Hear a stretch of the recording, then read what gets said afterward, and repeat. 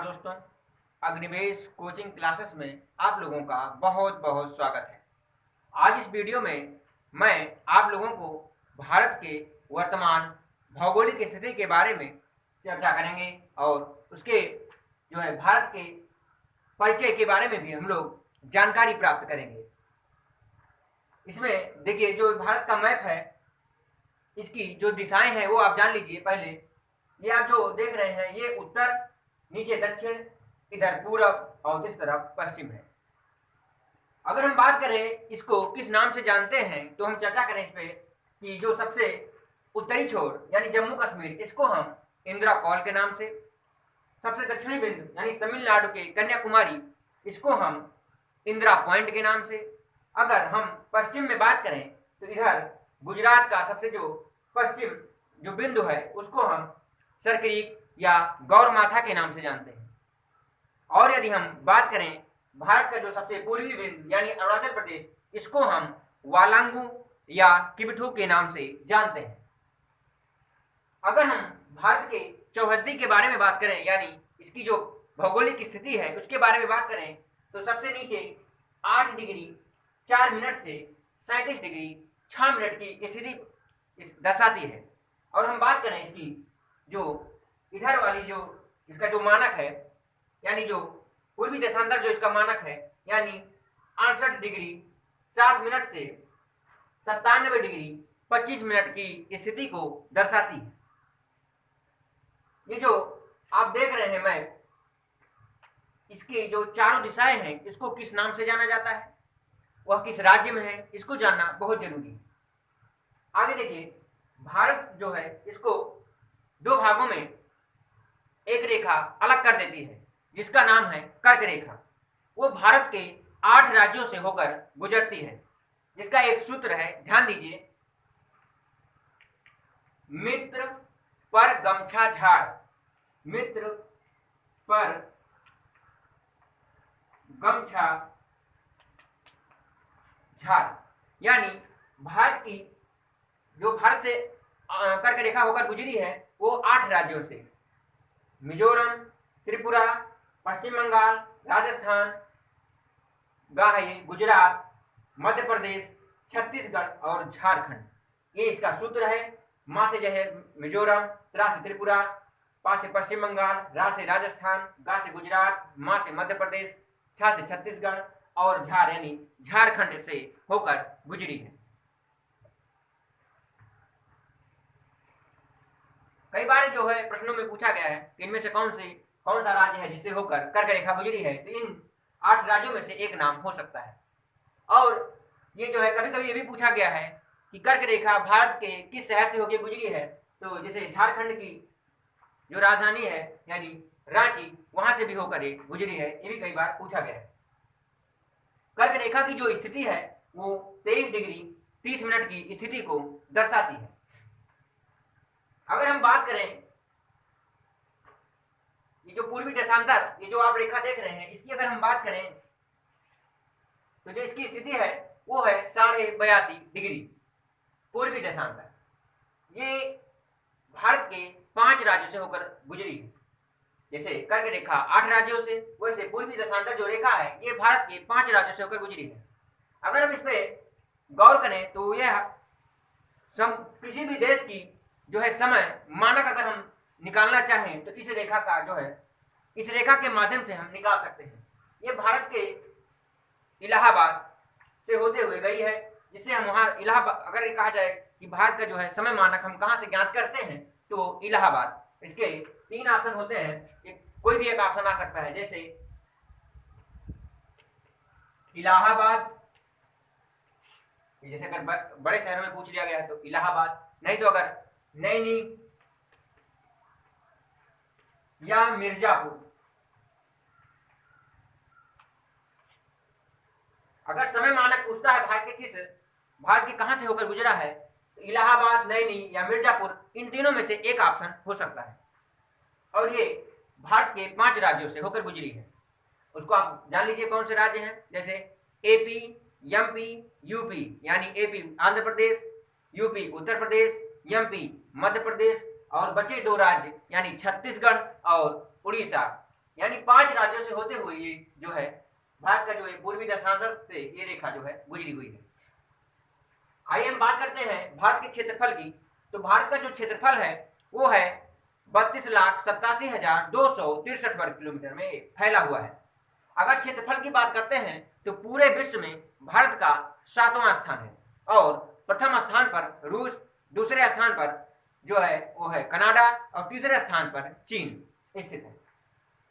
अब आगे देखिए, अगर हम भारत के जो है सबसे बड़े राज्य की बात करते हैं क्षेत्रफल की दृष्टि से तो वो है राजस्थान। सबसे छोटा जो क्षेत्रफल की दृष्टि से राज्य है वो है गोवा। और जनसंख्या की अगर हम बात करें तो भारत में सबसे ज्यादा जनसंख्या उत्तर प्रदेश में और सबसे कम जनसंख्या सिक्किम राज्य में है। अब देखिए आगे देखिए, इसमें अगर हम भारत के अब हाँ इसी वीडियो में हम लोग भारत के पड़ोसी देश और उनसे भारत के सटे हुए राज्य के बारे में भी बात करेंगे।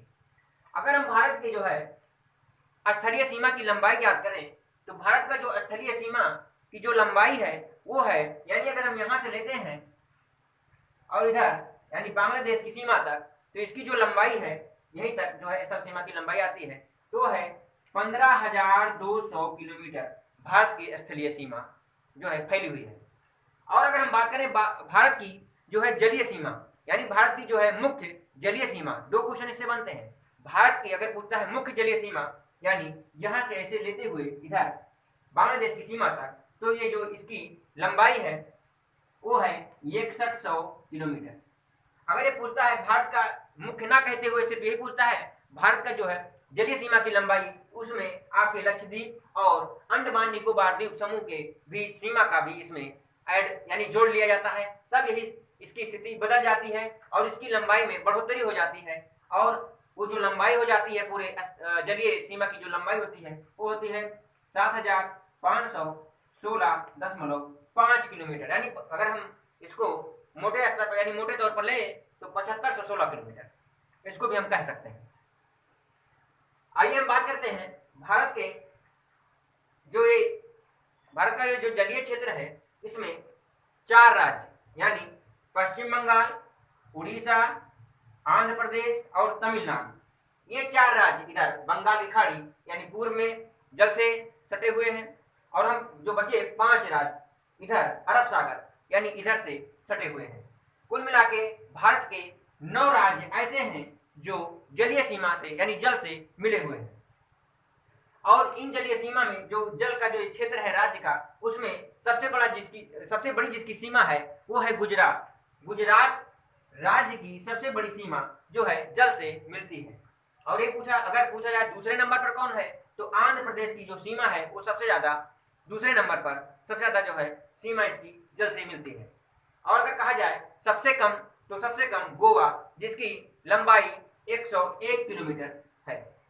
यानी सबसे कम गोवा, सबसे अधिक गुजरात और दूसरे स्थान पर आंध्र प्रदेश। अगर यही कहा जाए कि प्रायद्वीपीय भारत की सबसे लंबी सीमा किस राज्य की है अगर जल से कहा जाता है तो आंध्र प्रदेश का हो जाता है। अगर पूछा जाए प्रायद्वीपीय भारत का वह कौन सा राज्य है जिसकी जलीय सीमा सबसे ज्यादा है तो आंध्र प्रदेश। अगर ऐसा कुछ नहीं कहता है तब सबसे ज्यादा जलीय सीमा गुजरात की है और सबसे कम गोवा की है। ध्यान दीजिए आगे। आइए हम बात करते हैं भारत की जो पड़ोसी देश है, इससे पहले हम लक्षद्वीप के यानी द्वीपों के बारे में जानते हैं। द्वीप क्या है और प्रायद्वीप क्या है। द्वीप वो है जिसका मान लीजिए कोई स्थान है और उसके चारों तरफ पानी है यानी जल है, तो वह स्थान जिसके चारों तरफ जल है उसे हम द्वीप कहते हैं। और प्रायद्वीप हम उसे कहते हैं जिसके 3 तरफ जल हो और एक तरफ स्थल हो। अब देखिए भारत की स्थिति, इधर अरब सागर, नीचे हिंद महासागर और इधर बंगाल की खाड़ी और इस तरफ स्थल, यानी 3 तरफ भारत जो है जल से घिरा है, इसलिए भारत को प्रायद्वीपीय देश के नाम से भी जाना जाता है। और जो ये भारत का जो प्रायद्वीपीय जो देश है ये कई बार जो है प्रश्नों में पूछा गया है कि जो है भारत के कौन से ऐसे राज्य हैं जो प्रायद्वीपीय राज्य कहे जाते हैं, तो उसमें से 2-3 राज्य इधर ऊपर से दे दिए जाएंगे और एक ऑप्शन इसमें से भी दे दिया जाएगा जिसे आप लोगों को यानी चुनना होगा। ध्यान दीजिए, अगर द्वीप कहता है तो भारत में 247 द्वीप हैं, जिनमें से 204 द्वीप बंगाल की खाड़ी में और 43 द्वीप अरब सागर में है, जिनमें से 36 द्वीप लक्षद्वीप में है, बाकी बचे अरब सागर में। यानी अगर टोटली कहा जाए तो अरब सागर में 43 द्वीप, जिनमें से 43 द्वीप में से 36 द्वीप लक्षद्वीप में और 204 द्वीप आपकी बंगाल खाड़ी में है। अगर इन सबको जोड़ लिया जाए तो 247 द्वीप हो जाते हैं। आगे ध्यान दीजिए, अगर हम पड़ोसी देश की बात करते हैं तो भारत के 7 ऐसे पड़ोसी देश हैं, पाकिस्तान, अफगानिस्तान, चीन, नेपाल, भूटान, म्यांमार और बांग्लादेश। 7 ऐसे भारत के द्वीप हैं जो स्थल से मिलते हैं। यानी 7 भारत के पड़ोसी देश ऐसे हैं जिनकी सीमा स्थल से मिलती है। भारत के 3 पड़ोसी देश ऐसे हैं जिनकी सीमा जल और स्थल दोनों से मिलती है। पाकिस्तान, बांग्लादेश और म्यांमार, इनकी सीमा स्थल और जल दोनों से मिलती है। भारत के 2 पड़ोसी देश ऐसे हैं जिनकी सीमा सिर्फ जल से मिलती है, वो है मालदीव और श्रीलंका, वो जो जिनका संबंध सिर्फ जल से है। तो ये कई बार जो है पूछा गया है कि भारत का कौन सा पड़ोसी देश है जिसकी सीमा स्थल और जल दोनों से है, या सिर्फ जल से ही है, या सिर्फ थल से ही है। तो ऐसे आपकी तमाम ऐसे प्रश्न इसमें से बन जाते हैं। आगे ध्यान दीजिए, अगर हम बात करें भारत की जो है भारत के पड़ोसी देश, तो ये जो आप देख रहे हैं पाकिस्तान और अफगानिस्तान। भारत जब आजाद नहीं हुआ था 1947 के पहले, तो पाकिस्तान भारत में ही था और अफगानिस्तान जो है वो दूसरा देश था। और ब्रिटिश शासनकाल में ही एक रेखा का निर्माण हुआ भारत और अफगानिस्तान के बीच, जिसका नाम डूरंड रेखा, जो 1896 ईस्वी में निर्धारित की गई। 1896 ईस्वी में एक रेखा का निर्धारण हुआ भारत और अफगानिस्तान के बीच, जिसका नाम डूरंड रेखा हुआ। और वर्तमान में जब भारत अगर वर्तमान में ही पूछता है तो भारत और पाकिस्तान के बीच अभी जो है रेखा हो गई है। नहीं तो जब आजादी के पहले पाकिस्तान जब भारत में था, तब ये भारत और अफगानिस्तान के बीच यही रेखा लगती थी। अगर ये पूछता है कि भारत और पाकिस्तान के बीच कौन सी रेखा है, तो वो है रेड क्लिफ रेखा, जिसका निर्धारण 1947 में किया गया। 1947 में रेड क्लिफ रेखा का जो है निर्धारण किया गया। अब ध्यान दें, अफगानिस्तान की जो राजधानी है वो है काबुल और पाकिस्तान की जो राजधानी है वो है इस्लामाबाद। अगर पाकिस्तान की बात करते हैं तो भारत के 4 राज्य को स्पर्श करती है, जम्मू कश्मीर, पंजाब, राजस्थान और गुजरात। और अगर हम यही बात करें कि पाकिस्तान और भारत की जो सीमा का जो विस्तार है वो 3323 किलोमीटर का विस्तार है। अगर हम बात करें अफगानिस्तान की, तो ये सिर्फ भारत के 1 राज्यों को स्पर्श करता है, वो है जम्मू कश्मीर। और अगर हम बात करें भारत और अफगानिस्तान की जो सीमा का जो विस्तार है वो सिर्फ 106 किलोमीटर है। आइए हम बात इधर करते हैं चीन की राजधानी बीजिंग। देखने में इसका जो सीमा है, जो इसकी सीमा है काफी विस्तृत है, लेकिन ये जो है सबसे ज्यादा अगर देखा जाए भारत की सीमा से सटा हुआ भारत का पड़ोसी जो देश है वो बांग्लादेश है, लेकिन देखने में लगता है चीन। आइए ध्यान दीजिए इधर, चीन की राजधानी बीजिंग। अगर चीन की सीमा और भारत की सीमा का अगर विस्तार देखा जाए तो वो है 3488 किलोमीटर। और चीन जो है वो भारत के जम्मू कश्मीर यहाँ पर है, हिमाचल प्रदेश, उसके बाद है उत्तराखंड, सिक्किम और अरुणाचल प्रदेश जैसे राज्यों को स्पर्श करती है। हम बात करते हैं नेपाल की राजधानी है काठमांडू। ये भारत के उत्तराखंड, उत्तर प्रदेश, बिहार, सिक्किम और पश्चिम बंगाल जैसे राज्यों को स्पर्श करती है। इसकी सीमा और भारत की सीमा 1751 किलोमीटर में फैली हुई है। अगला जो भारत का पड़ोसी देश है वो है भूटान, जिसकी राजधानी है थिम्पू। इसकी सीमा और भारत की सीमा जो है 966 किलोमीटर स्पर्श करती है। और ये भारत के पश्चिम बंगाल, असम यहाँ पर है, सिक्किम ये इधर है और अरुणाचल प्रदेश राज्य को स्पर्श करती है। अगर हम भारत के अगले पड़ोसी देश की बात करें तो है म्यांमार, जिसकी राजधानी नैपीदा। इसकी जो सीमा और भारत की जो सीमा का जो विस्तार है वो है 1643 किलोमीटर। और ये भारत के मणिपुर, मिजोरम, उसके बाद नागालैंड और अरुणाचल प्रदेश जैसे राज्य को स्पर्श करती है। फिर से ध्यान से सुन लीजिए, मणिपुर, मिजोरम, अरुणाचल प्रदेश और नागालैंड राज्य को स्पर्श करती है। आगे अगर हम बात करें बांग्लादेश, तो बांग्लादेश की जो राजधानी है वो है ढाका। ये भारत के 5 राज्यों को स्पर्श करती है और वो राज्य कौन कौन से हैं? पश्चिम बंगाल, असम, मेघालय और उसके बाद त्रिपुरा और मिजोरम जैसे राज्य को स्पर्श करती है, जिनमें से पश्चिम बंगाल की जो सीमा है वो बांग्लादेश से सबसे ज्यादा मिलती है। अगर ये कहा जाए कि भारत का वह कौन सा पड़ोसी देश है जिसकी सीमा भारत से सबसे ज्यादा मिलती है, तो बांग्लादेश, जिसकी लंबाई 4096 किलोमीटर है। और अगर ये पूछा जाता है कि भारत का कौन सा पड़ोसी देश है जिसकी सीमा सबसे कम है, तो अफगानिस्तान 106 किलोमीटर है। तो ये कई सारे ऐसे प्रश्न हैं जो उठते रहते हैं। अगर यहाँ म्यांमार की लंबाई पूछ लिया जाए तो 1643, ये भूटान का पूछ लिया जाए तो 966, चीन का पूछा जाए तो 3488। एक बात और, भारत और चीन के बीच एक रेखा खींची गई है जिसका नाम है मैकमोहन रेखा 1914 ईस्वी में। 1914 ईस्वी में मैकमोहन रेखा का निर्धारण किया गया और वो भारत के अरुणाचल प्रदेश राज्य में स्थित है। यानी अरुणाचल प्रदेश राज्य में ही जो है मैकमोहन रेखा का निर्धारण किया गया। तो ये जो आप भारत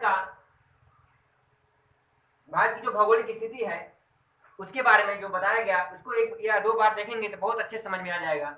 एक चीज और, ये जो भारत का उत्तरी छोर और दक्षिण छोर, इसकी जो लंबाई है वो है 3214 किलोमीटर। यानी भारत का उत्तरी और दक्षिणी जो लंबाई है वो है 3214 किलोमीटर, और भारत का जो पश्चिमी और पूरब, यानी पूरब और जो पश्चिम की लंबाई है वो है 2933 किलोमीटर। और पश्चिम से लेकर पूरब तक का जो ये विस्तार है इसमें 2 घंटे का, यानी गुजरात और अरुणाचल प्रदेश राज्य में 2 घंटे का समय का जो है अंतराल है। तो ये जो आपके सामने जो बताया गया है इसको ध्यान से पढ़िएगा, एक या दो बार आप इसको देखेंगे तो बहुत अच्छे से समझ में आएगा। मिलते हैं फिर नेक्स्ट वीडियो में नेक्स्ट चर्चा के साथ। तब तक के लिए आप लोगों का बहुत बहुत धन्यवाद।